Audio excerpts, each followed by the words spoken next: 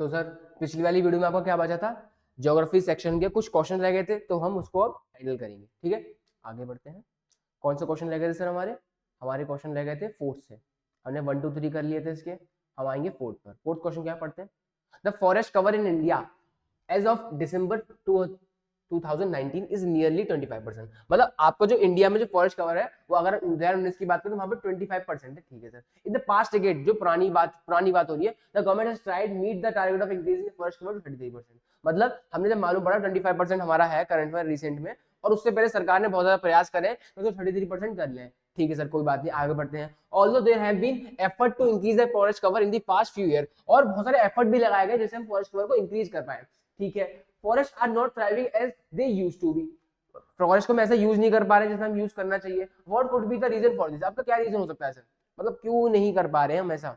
ठीक है, पढ़िए, इसका आंसर लगाइए। 1 होगा, 2 होगा, 3 होगा, 4 होगा।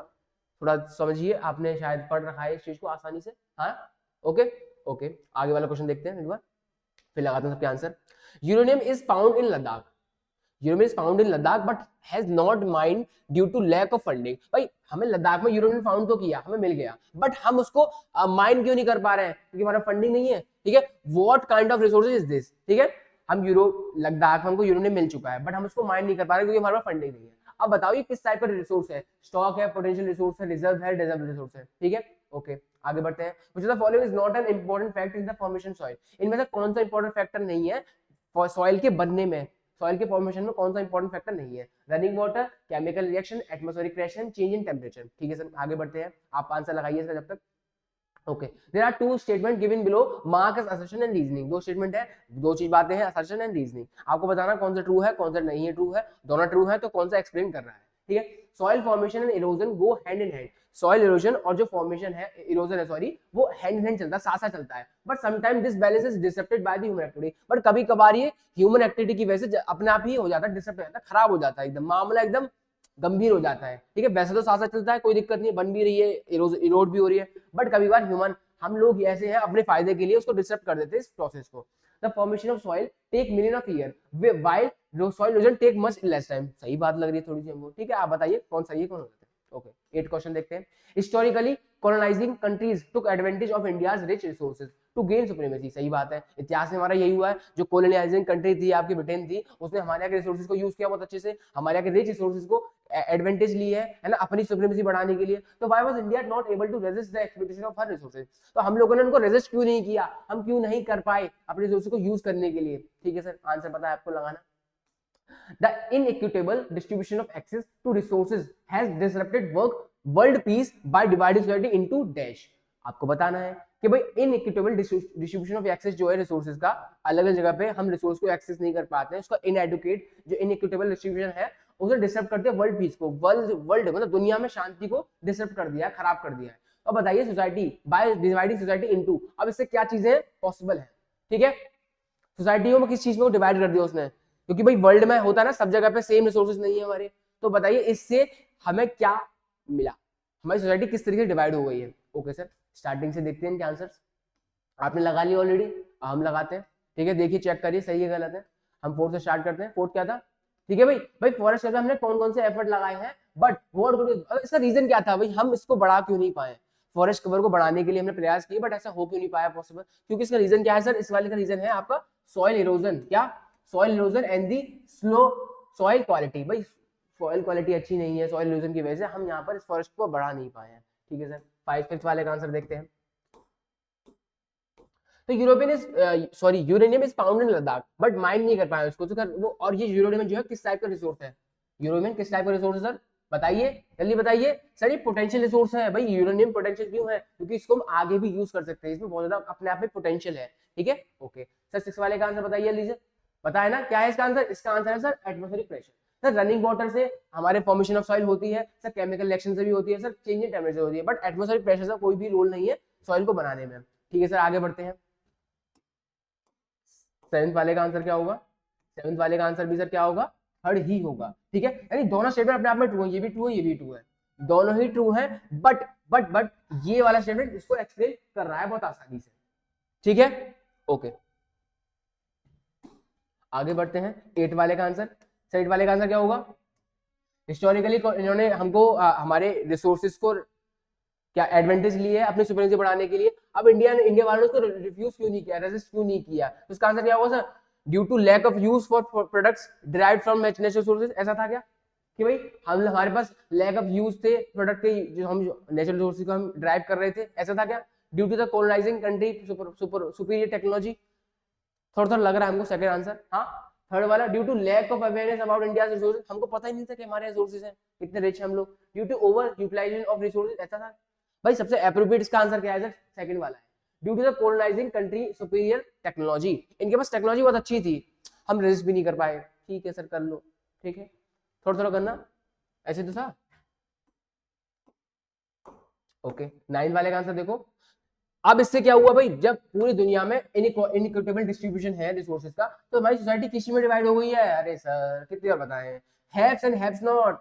भाई जब इक्विटेबल डिस्ट्रीब्यूशन है पूरे वर्ल्ड में, इसका आंसर क्या ही होगा सर, दुनिया बढ़ चुकी है, हैव और हैव नॉट, इसके पास है उसके पास नहीं है। इसका आंसर सिंपल सा यही आने वाला है। ओके सर, आगे करते हैं क्वेश्चन। अब हमारा क्वेश्चन क्या है, 10th क्वेश्चन क्या है, पढ़िए पढ़िए आराम से। A river valley in India is being developed into a hydroelectric power plant। बहुत बढ़िया बात है सर, कि हमारे इंडिया में जो रिवर वैली है उसको हमें डेवलप कर दिया है हाइड्रोइलेक्ट्रिक पावर प्लांट में। ठीक है, state the 3 step to of resources planning to achieve this. अब 3 स्टेप बताइए जिसमें हम रिसोर्स प्लानिंग को कर सकते हैं इस चीज को अचीव करने के लिए, अपने रिवर वैली को हम यूज करें as a hydroelectric power plant में। सर आपको पता है ना, मुझे पता है आपको पता है, नहीं पता है कोई बात नहीं, थोड़ा सा वेट करना, ठीक है। ओके, आगे बढ़ते हैं। Give an example of urban community own resources.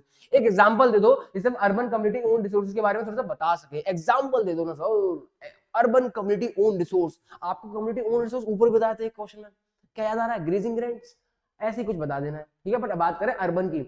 Okay, इन दो के आंसर देख ले पहले, इन दो के आंसर देख लेते हैं, हाँ या ना, ठीक है सर, आंसर देखते हैं हम इनके। ओके ओके ओके, तो सर क्या आंसर इनके, भाई पहले वाला क्वेश्चन क्या था कि भाई 3 स्टेप बताइए हम रिसोर्स प्लानिंग बहुत अच्छे से कर सकते हैं ताकि हम रिवर वैली को हाइड्रो इलेक्ट्रिक प्लांट बना दें। तो भाई तीन स्टेप कैसे हैं, पहला स्टेप क्या होगा, एस्टिमेट करना अमाउंट का, क्या अमाउंट का एस्टिमेट करना, amount of energy that can be produced by the measuring the resources quantitatively and collectively, मतलब क्वालिटेटिवली। तो मतलब हमको ये देखना पड़ेगा भाई जहां पर रिसोर्सेज हमको मिल रहे हैं, जहां रिसोर्सेज हमको मिल रहे हैं वो वहां पर कितने अमाउंट में है, भाई देख तो लो भाई हम उसमें क्या बोलते हैं फीजिबल है नहीं है, भाई सही अमाउंट में है नहीं है, हम ऐसे ही अपने रिसोर्स को यूज कर ले। तो एस्टिमेट लगाओ, पहले अंदाजा लगाओ, पहले अंदाजा लगाया जाता है कि वहां पर रिसोर्सेज कितने हैं, है ना। उसको रिसोर्सेज को चेक करके क्वांटिटेटिवली मतलब क्वालिटी वाइज और क्वांटिटी वाइज कि भाई कितना अमाउंट है और कितना अच्छा है। तो पहला स्टेप तो ये होता है। दूसरा स्टेप क्या होता है सर, दूसरा स्टेप क्या होता है, पढ़ो पढ़ो पढ़ो, planning for development of infrastructure. भाई प्लानिंग भी करो हमको वहां पर किस तरह का इंफ्रास्ट्रक्चर चाहिए, ठीक है। और फॉर द पावर प्लांट के लिए किस तरीके का वहां पर इंफ्रास्ट्रक्चर चाहिए, किस तरह के मशीनरी चाहिए हमको वहां पर। एम्प्लॉइंग पीपल, भाई लोगों को एम्प्लॉय करो जिनके पास स्किल्स हो, जो चीज में मदद कर पाए आपकी, ठीक है। ओके, तीसरा स्टेप क्या होगा, match the electricity generation to overall electricity development plan across the country. अब उसके बाद देखो भाई हम कितनी वहां से इलेक्ट्रिसिटी जनरेशन कर पाएंगे ताकि वो ओवरऑल कंट्री का हम उसको डेवलपमेंट कर पाए, ठीक है। तो 3 स्टेप रहते हैं रिसोर्स प्लानिंग में, ये चीजें याद रख लेना। ओके, क्वेश्चन भी बन सकता है। 11th क्वेश्चन क्या था भाई, एग्जांपल बता दो अर्बन कम्युनिटी ओन रिसोर्सेज का। तो भाई आपको पता है क्या है सर, तो ponds, water bodies, park, picnic spots, burial grounds, public beaches, ये सब हमारे कम्युनिटी ओन रिसोर्सेज हैं जो अर्बन में हमको दिखते हैं, ठीक है सर। 12th का क्वेश्चन देखें। ओके सर, 12th क्वेश्चन देखिए। Arun give his friend 3 clue about a type of soil. मतलब अरुण था अपने दोस्तों को बता रहा मैं तुमको एक, मैं वो खेलते हैं क्लू वाला गेम खेलते हैं, मैं तुमको हिंट दूंगा तो आप उसका आंसर देना है, ऐसे मजे ले रहे हैं बैठे बैठे, ठीक है। It is found in Maharashtra, found Maharashtra में फाउंड किया गया कि largest produce of cotton in India. मतलब ये हमको सिर्फ महाराष्ट्र में मिलती है, सिर्फ नहीं महाराष्ट्र में मिलती है, और जहां पर लार्जेस्ट प्रोड्यूसर ऑफ कॉटन, और जो महाराष्ट्र जो है कॉटन का लार्जेस्ट प्रोड्यूसर भी है, क्यों है और किस मिट्टी में होता बताओ सर।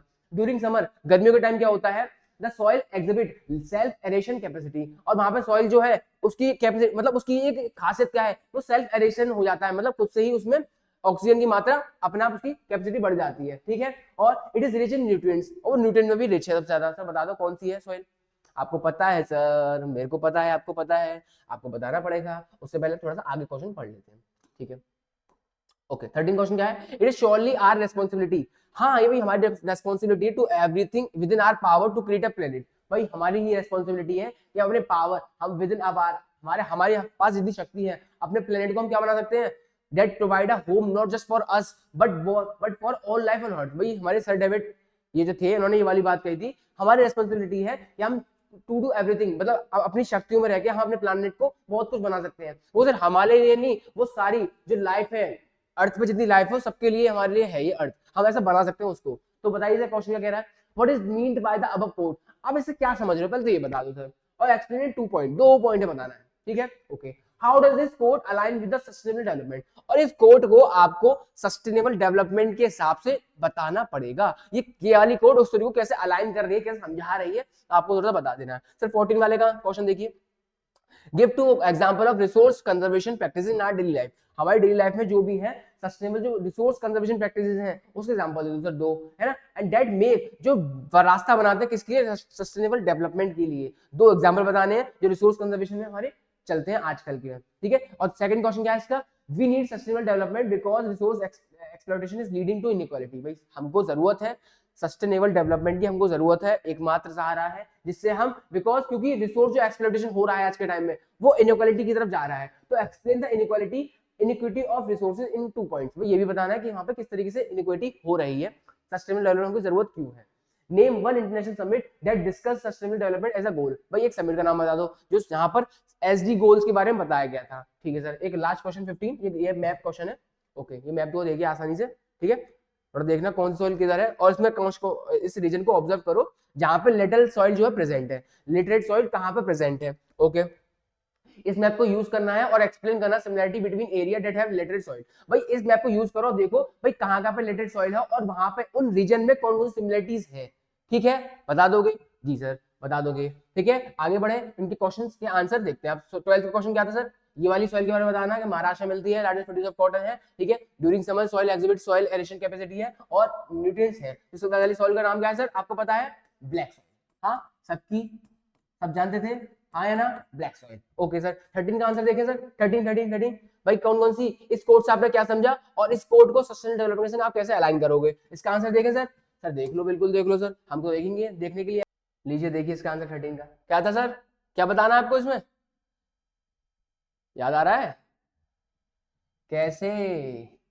हाँ भाई वो कोड हमको क्या बता रही थी और वो कोड कैसे सस्टेनेबल डेवलपमेंट को अलाइन कर रही थी। तो पहले वाले का आंसर तो ये रहा। भाई कोड हमको क्या समझाना चाह रही है, कोड हमको बता रही है इट इज आर रेस्पॉन्सिबिलिटी, ये हमारी जिम्मेदारी है कि हमको अपने रिसोर्सेज को कंजर्व करना है। दूसरा, we must conserve resources not just for humans, हमको रिसोर्सेज को कंजर्व इसलिए नहीं करना कि जो हमारे लिए जरूरत है, नहीं, वो हमारे ऑल स्पीशीज के लिए, मतलब जितनी भी स्पीशीज हो, चाहे ह्यूमन हो, चाहे एनिमल हो, चाहे बर्ड्स हो, बर्ड्स के अंदर तमाम स्पीशीज हो, सबके लिए जरूरत होते हैं हमारे रिसोर्सेज के लिए, तो हमको कंजर्व करना चाहिए उनको। तो कोड वो बताता है, और कोड बताता है कि सस्टेनेबल डेवलपमेंट गोल के हिसाब से इसको अलाइन करो। तो कोड बता दो भैया कैसे।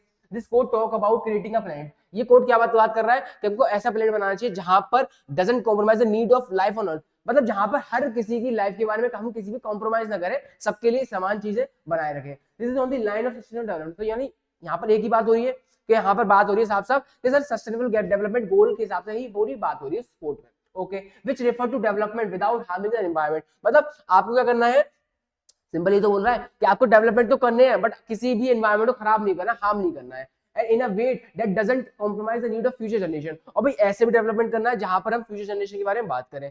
तो ये पूरे कोड में ये बताया गया था, ठीक है सर। 14 क्वेश्चन क्या था, याद आ रहा है कि किस तरीके से हमको कंजर्व करना है अपने रिसोर्सेज को। तो भाई इस तरीके से करना है, कैसे sir, rain water harvesting through, भाई ये प्रैक्टिस है ना कुछ जिससे हम अपने रिसोर्स को कंजर्व कर सकते हैं। सोलर एनर्जी को यूज करो, क्लीन फ्यूल्स यूज करो लाइक सीएनजी, पब्लिक ट्रांसपोर्ट में यूज करो सीएनजी वगैरह का। सॉलिड वेस्ट मैनेजमेंट, भाई सॉलिड यहाँ पे वेस्ट मैनेजमेंट होता है सॉलिड बढ़िया वाला, हम कंजर्वेशन को मतलब रिसोर्स कंजर्वेशन कर सकते हैं। रिसाइकलिंग करो, रीयूजिंग करो, आपको 3R पता है ना, रिसाइकल, रीयूज, है ना, वो चीज है। ओके ओके ओके ओके, और क्या था सर, हाँ सर सेकंड वाला क्वेश्चन क्या था 14 का। पहला क्वेश्चन देख लिया हमने, एग्जांपल बताओ रिसोर्स कंजर्वेशन प्रैक्टिसेस की जो हमारी डेली लाइफ में होते हैं। सेकंड क्या था उसका, हमको सस्टेनेबल डेवलपमेंट चाहिए क्योंकि रिसोर्स एक्सप्लॉयटेशन ज्यादा हो रहा है हमारे आज के टाइम में, जिससे इनइक्वालिटी होती है। तो आपको बताना किस तरीके से इनइक्वालिटी हो रही है रिसोर्सेज की। थर्ड वाला क्या था, name one international summit. Okay sir, इसका आंसर देखें, देखते सर फटाफट से देखिए। जी सर, इसका आंसर क्या है, भाई किस तरीके से इनइक्वालिटी हो रही है समाज में। Okay, accumulation of resources in the hands of few. भाई आजकल क्या है, कैपिटलिस्ट सोसाइटी में सिर्फ कुछ के हाथ में ही रिसोर्सेज ज्यादा एक्यूमुलेट हो रहे हैं, ज्यादा रिसोर्सेज उन्हीं के पास आ रहे हैं। तो ये है इनइक्वालिटी। दूसरी क्या है, division society into haves and have nots. भाई इससे क्या होता है भाई, कैपिटलिस्ट क्लास अपना प्रॉफिट बना के चल देती है, ऊपर आ जाती है, और जो वर्कर हैं जो उसको वर्क कर रहे हैं, एक्चुअल में वर्क जो कर रहे हैं, वो उनके पास कुछ नहीं है। तो हैव और हैव नॉट सोसाइटी बढ़ चुकी है। तीसरा क्या है inequality, effect of climate change. Climate change के इफेक्ट से और रिसोर्सेज के जो शॉर्टेज पड़ रही है फेस बाय मार्जिनलाइज्ड कम्युनिटी। भैया सबको ही नुकसान होना चाहिए इस तरीके से, तो बट सबसे ज्यादा कौन फेस करता है इसको, क्लाइमेट चेंज को, रिसोर्सेज के डिप्लीशन को, कौन फेस करता है, मार्जिनलाइज्ड सोसाइटी, मार्जिनलाइज्ड कम्युनिटी, जो इस चीज को झेल रही है सबसे ज्यादा। मार्जिनलाइज का मतलब जो समाज में थोड़ी सी पीछे रह गई है, पिछड़ी रह गई है। ठीक है, ओके सर। 15 वाला क्वेश्चन याद आ रहा है, याद आ रहा है सर जी? सर मैप वाला क्वेश्चन था वहां, ये बता रहा था हमको कि जहां कहां पर सेम चीजें हैं। ओ सॉरी 14 का सी रह गया अभी। हाँ भाई, कौन से इंटरनेशनल समिट है जहां पर क्लाइमेट चेंज के बारे में, जहां पर सस्टेनेबल डेवलपमेंट गोल के बारे में बताया गया था? तो क्या था सर, एक तो था आपका रियो डी जेनेरियो, जहां पे अर्थ समिट जो हुआ था 1992 में, ओके सर, ब्राजील में हुआ था। जोहान्सबर्ग हुआ था आपके साउथ अफ्रीका में। आपके क्योटो प्रोटोकॉल हुआ था, हाँ याद आ रहा है सर? ये सारे कुछ इंटरनेशनल समिट रहे हैं जहां पर सस्टेनेबल गोल को, सस्टेनेबल डेवलपमेंट गोल के बारे में बात की गई है। सर 15 वाला मैप क्वेश्चन था, आपको बताना है सर लेटराइट सॉइल वाले जितने रीजन थे वहां पर क्या सिमिलरिटीज हैं। सर क्या है देखिए, कोस्टल क्लाइमेट, ट्रॉपिकल क्लाइमेट, मतलब जहां पे लिटरेट सॉइल थी, लिटरेट सॉइल थी, वहां पर वो रीजन में क्या सिमिलरिटी है? पहली सिमिलरिटी से क्या है कि वहां पर कोस्टल क्लाइमेट है, वहां के आसपास कोस्टल एरिया है, ठीक है, वहां पे क्या ट्रॉपिकल क्लाइमेट है, तो ये एक चीज सिमिलरिटी है। दूसरी सिमिलरिटी क्या है? Alternative wet and dry periods, वहां पे टाइम टाइम पे वेट भी पीरियड रहता है और ड्राई भी रहता है, मतलब वहां का क्लाइमेट वेट भी रहता है, ड्राई भी रहता है। तीसरा क्या है sir? Heavy rainfall leads to leaching. अब यहाँ पे ज्यादा बारिश हो जाने से क्या होता है? लीचिंग हो जाती है, सॉइल में से चीजें, न्यूट्रिएंट्स चले जाते हैं। ठीक है, ओके।